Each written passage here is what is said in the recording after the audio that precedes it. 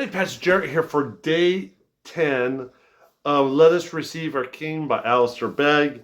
And today we're going to look at the little town of Bethlehem, that great Christmas hymn. And specifically, we're going to look at the prophecies about where Jesus would be born, which is in Micah 5. We're going to look at specifically verse 2 and 4 through 5. And this is just a great prophecy about the coming Messiah. It says, "But you, O Bethlehem, or Ephrathah, who are too little to be among the clans of Judah, from you shall come forth for me one who is to be ruler in Israel, whose coming forth is from of old, from of ancient days. And he shall stand on the shepherd his flock, in the strength of the Lord, and in the majesty of the name of the Lord his God. And they shall dwell secure, for now he shall be great to the ends of the earth, and he shall be their peace." And so here's this great passage about the coming Messiah, where he was born. When the wise men come and they ask, "Where is the newborn king? Where will he be born?" The priests automatically come up and say, "In Bethlehem," and they read from this prophecy.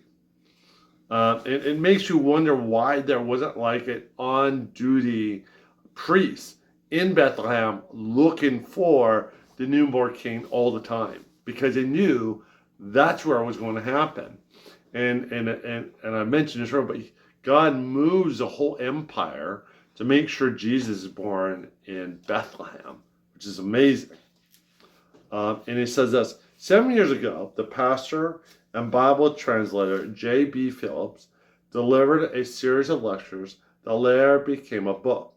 In one address, he made this observation: "We face today a world torn and divided so widespread is the distress of nations, so complex a problem which face every thinking Christian, that I think we may be forgiven if our hearts sometimes fail us.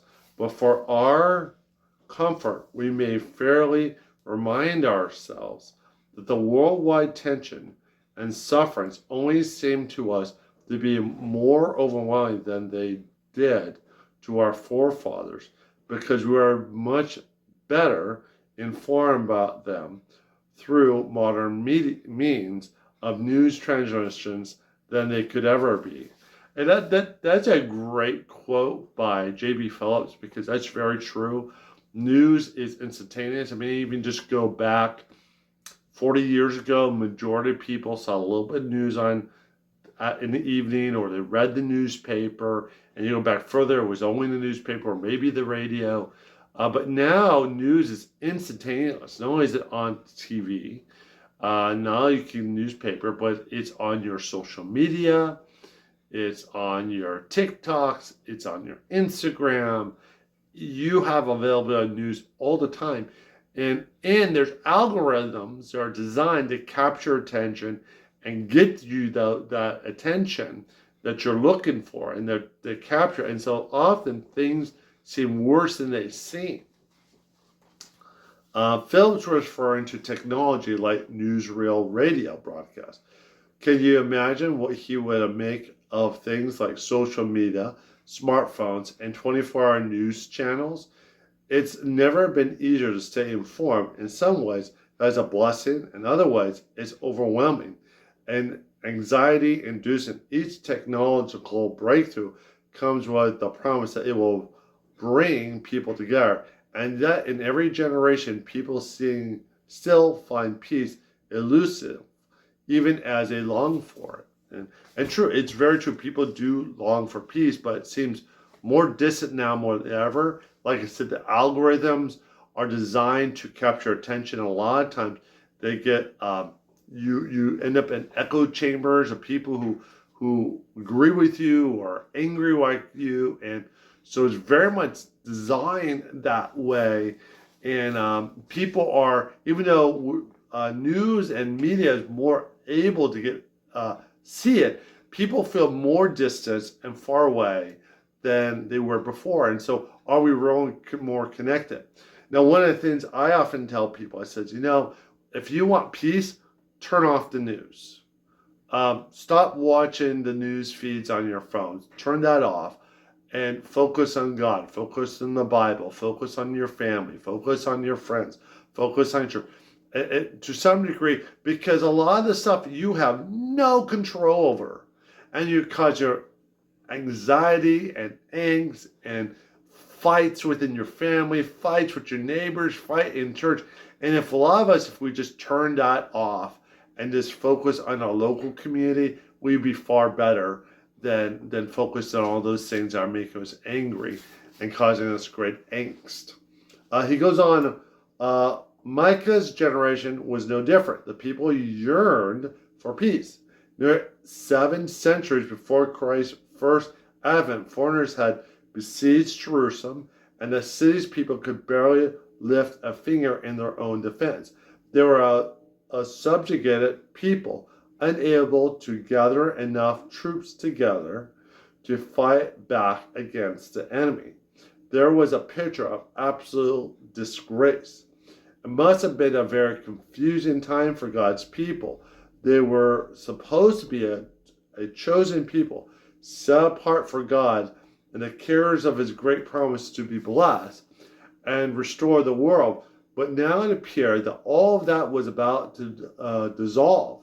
They likely would have thought to themselves, where are God's promises? Will we ever again find peace? And I think a lot of us feel that today. We feel like the United States was a chosen nation, set apart from God, that we would just do XYZ principle, we had peace and unity, and that's the exact opposite, that we feel like somehow God has forgotten us. But often what we forget is not that God has forgotten us, but we have forgotten him. That is we who are distant, not God. But it goes on and said the answer wasn't what they expected.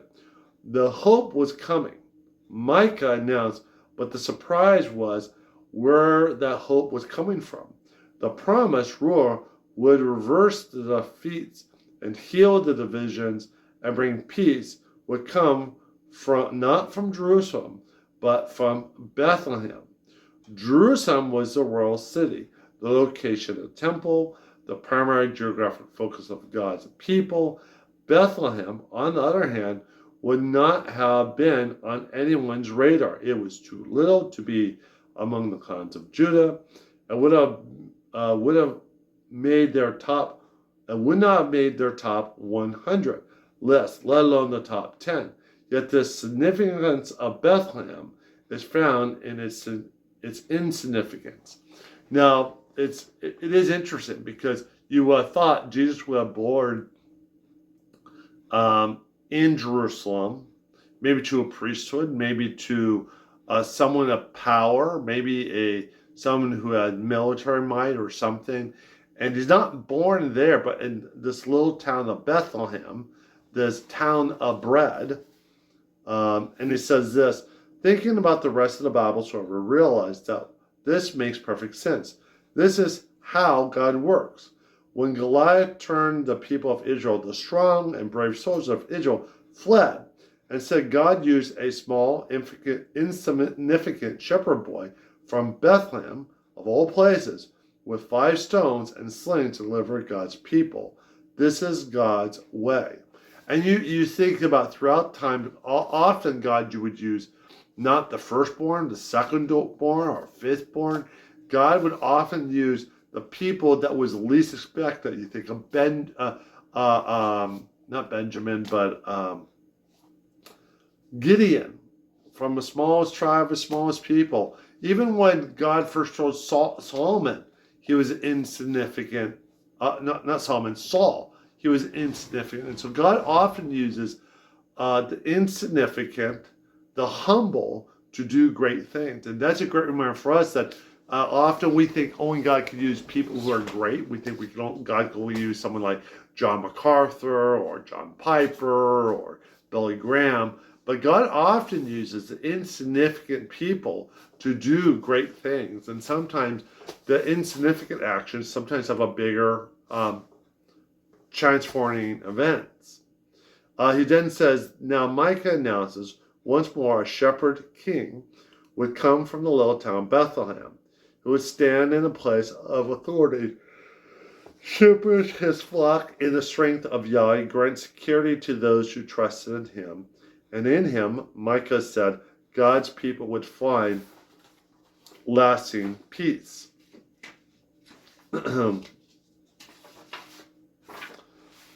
This is not a message that anyone who wants to be accepted and believe by masses would ever invent. It was into this insignificant place that the Messiah came to rule, the one who laid in Bethlehem. Food trough was the one with a never-ending kingdom, which surpasses all other kingdoms. The birth of the one through whom all things were made was announced to be a few insignificant shepherds instead of a cultural elite. Recognize the pattern of God's way in ancient days enable us to recognize that this is exactly the kind of thing we should expect at the first Christmas. For this is how God works, in the quiet places, in the forgotten places, and through those who are weak and unimpressed. It remedies us from the reality that the one upon whom all God's promises rested, whom died on humiliating death on the cross, it reminds us that this is a God's way and always has been. And it changes the way we look at our lives.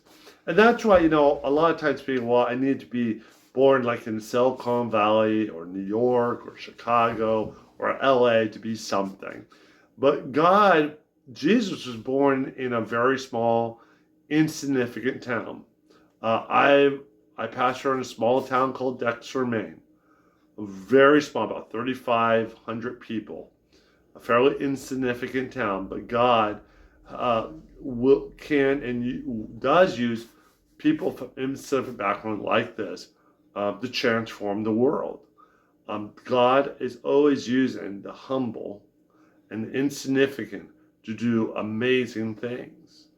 And it also is a reminder of humbling us to not think of ourselves too much, because God often uses not us who want to put ourselves on a pedestal, but those who are small and insignificant. I have a little book called The 5 Minutes of Minutes Peace. It tells the story of a mother's elephant who just wants 5 minutes of peace away from her children. But as soon as she attempts to get peace, more chaos ensues. This is surely something that every mother can identify with. In the midst of chaos, we long for a few minutes of respite, but it frequently seems unattainable. Look around you, and you'll see that true peace appears to be virtually absent globally, nationally, locally, and personally. Even just 5 minutes of peace is beyond us in our world, let alone lasting peace. And that's so true as a father, and my son, man, he is always up and ready to go. Especially when we got Christmas, he's going to be rushing to want to go down and open up his presents. And that definitely identify with this elephant mom, but 5 minutes of peace. But that's true with our own lives, that we want and we desire peace, and it seems elusive. It seems missing. To some degree, me and my wife, we tried to look for that peace in our devotions in the morning as we read it and pray about it and drink our cups of coffee. But even then, it feels elusive. So definitely feel that. Is your life this Christmas marked in one way or another by fractured relationships, financial distress, personal loss, or other disappointments? Wow. I don't know about you, but I can feel that. I feel that. If so, here's the good news for you. In Jesus, the Messiah who was born in the little town of Bethlehem, you will find genuine, lasting peace.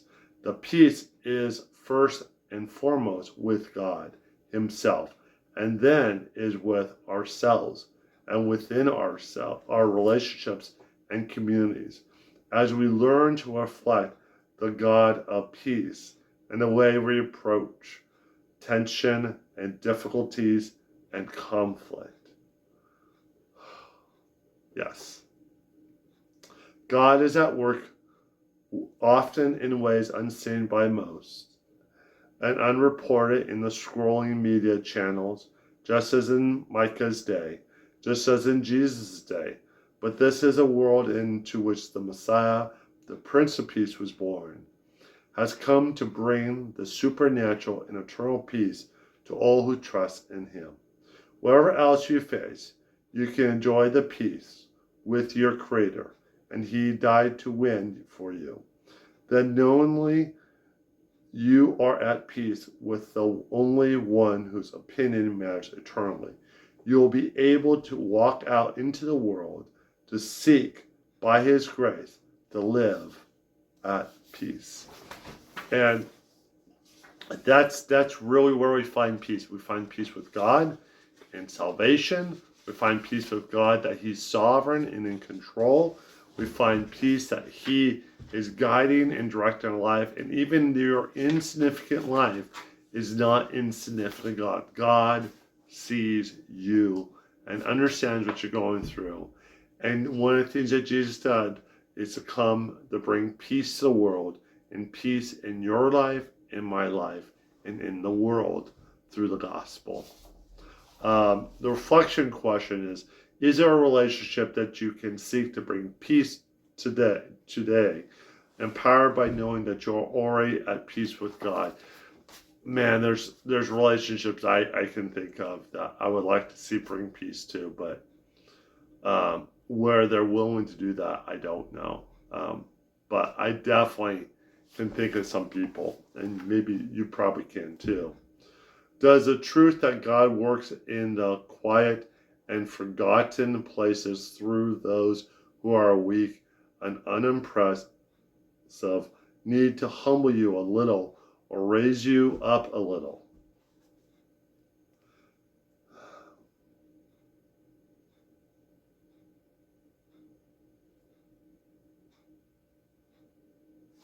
Yeah. Yeah. Yeah. It's only when we realize when we're weak that we are strong. It's only when we're weak that we seek God. It's only when we humble that we grasp for God. Peace is found in Christ and Christ alone, and not in our own strength and not in our own ability. And the psalm for today is The Little Town of Bethlehem by Phillips Brooks. O little town of Bethlehem, how still we see thee lie. Above thy deep and dreamless sleep, the silent stars go by. Yet in thy darkness street shineth the everlasting light. The hopes and fears of all the years are met in thee tonight. For Christ is born of Mary, and gather all above. While mortals sleep, the angels keep their watch or wondering love.